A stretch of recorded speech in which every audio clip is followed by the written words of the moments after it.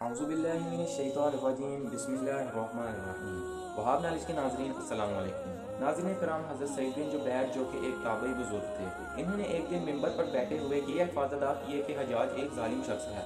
ادھر جب حجاج کو پتہ چلا کہ آپ میرے بارے میں ایسا گمان رکھتے ہیں تو اس نے آپ کو دربار میں بلایا اور پوچھا کہ کیا تم نے میرے بارے میں ایسی باتیں بولی ہیں؟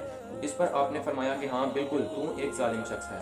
یہ سن کر حجاج کا رنگ غصے سے سرخ ہو گیا اور اس نے آپ کو شہید کرنے کے احکامات جاری کر دیے۔ جب سپاہی آپ کو شہید کرنے کے لیے دربار سے باہر لے کر جانے لگے تو آپ مسکرا دیے۔ حجاج کو یہ بات بہت ناگوار گزری تو اس نے پوچھا کہ کیوں مسکراتے ہو؟ تو آپ نے جواب دیا کہ میں تیری بے وقوفی پہ مسکرا رہا ہوں اور جو اللہ تعالیٰ تجھے ڈیل دے رہا ہے اس پر مسکراتا ہوں۔ حجاج بن یوسف نے پھر حکم دیا کہ اس کو میرے سامنے ہی ذبح کرو۔ جب خنجر گلے پر رکھا گیا تو آپ نے اپنا رخ قبلہ کی طرف کیا اور یہ جملہ فرمایا: اے اللہ، میرا چہرہ تیری طرف ہے اور میں تیری رضا پر راضی ہوں۔ یہ حجاج نہ تو موت کا مالک ہے اور نہ ہی زندگی کا۔ جب حجاج بن یوسف نے یہ سنا تو بولا: اس کا رخ قبلہ کی طرف سے پھیر دو۔ جب قبلہ سے رخ پھیرا گیا تو آپ نے فرمایا: یا اللہ، روح جس طرف بھی ہو تو ہر جگہ موجود ہے، مشرق اور مغرب ہر طرف تیری ہی حکمرانی ہے۔ میری دعا ہے کہ میرا قتل اس کا آخری ظلم ہو۔ اے میرے خدا، میرے بعد اس کو کسی پر مسلط نہ فرمانا۔ خواتین و حضرات، جب آپ کی زبان سے یہ جملہ ادا ہوا تو اس کے ساتھ ہی آپ کو شہید کر دیا گیا اور اتنا خون نکلا کہ دربار تار ہو گیا۔ تو آپ پر وہاں پر موجود ایک دانا شخص بولا کہ اتنا خون تب نکلتا ہے کہ جب کوئی خوشی خوشی مسکراتا ہوا اللہ کی رضا پر راضی ہو جاتا ہے۔ ناظرین کرام، حجاج بن یوسف کے نام سے سب واقف ہیں۔ حجاج بن یوسف کو عبد الملک نے مکہ، مدینہ، طائف اور یمن کا نائب مقرر کیا تھا اور اپنے بھائی بشر کی موت کے بعد اسے عراق بھیج دیا گیا، جہاں سے وہ کوفہ میں داخل ہوا۔ ان علاقوں میں 20 سال تک حجاج بن یوسف کا عمل دخل رہا اور اس نے کوفے میں بیٹھ کر زبردست فتوحات حاصل کیں۔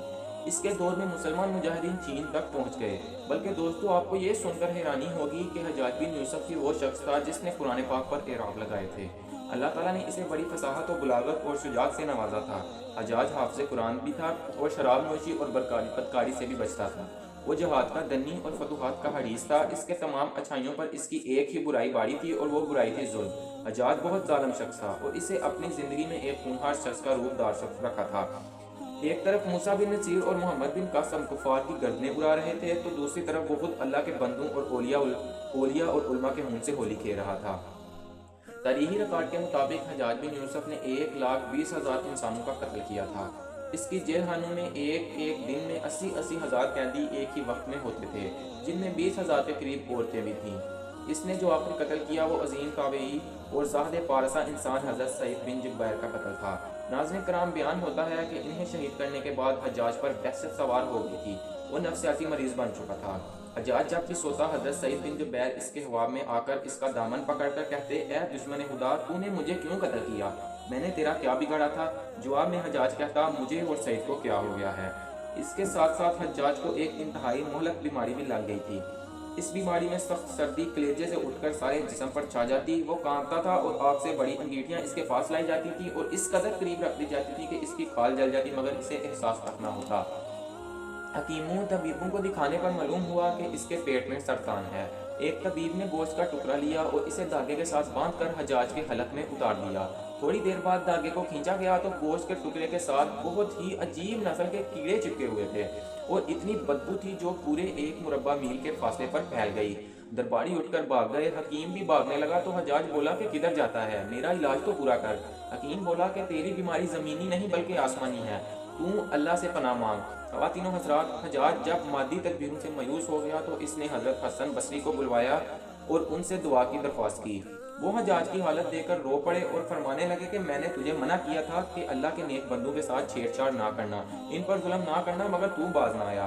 دوستو، حجاج بن یوسف عبرت کا سبب بنا ہوا تھا۔ وہ اندر اور باہر سے بری طرح جل رہا تھا اور اندر سے ٹوٹ پھوٹ کا شکار ہو چکا تھا۔